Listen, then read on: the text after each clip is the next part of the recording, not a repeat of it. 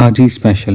اخبار میں یہ خبر پڑھ کر کہ اسی روز کراچی سے ایک حاجی اسپیشل ٹرین چل رہی ہے، میرا جی چاہا کہ میں ہوائی جہاز کی بجائے ریل گاڑی سے اسلام آباد جاؤں۔ مجھے کئی بار حاجی اسپیشل ٹرین کا اتفاق ہوا۔ گاڑی میں نورانی شکلوں والے بوڑھے بیٹھے تسبیح میں مصروف ہوتے ہیں، ان کے چہروں پر عجیب سی روشنی ہوتی ہے، انداز میں بے پایاں سکون اور ٹھہراؤ ہوتا ہے کہ اسپیشل ٹرین ہر بڑے اسٹیشن پر رکتی ہے۔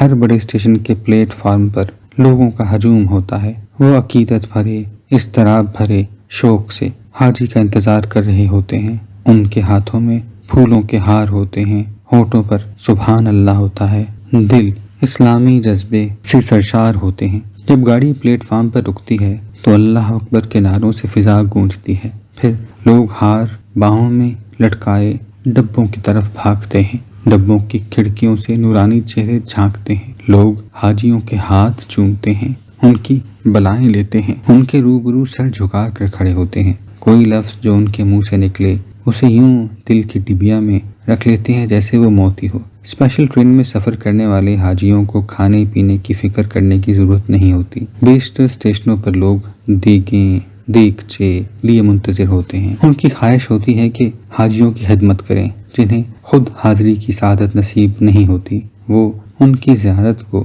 نیم حاضری سمجھتے ہیں۔ میرا جی چاہتا تھا کہ میں اسپیشل میں سفر کروں، لوگ میرے ہاتھ چومیں، میرے منہ سے نکلے ہوئے لفظ کو موتی سمجھ کر رکھ لیں، میری بلائیں لیں، میری آؤ بھگت کریں، لیکن مجھ میں اتنی جرأت نہ تھی کہ قیصر کو کہتا۔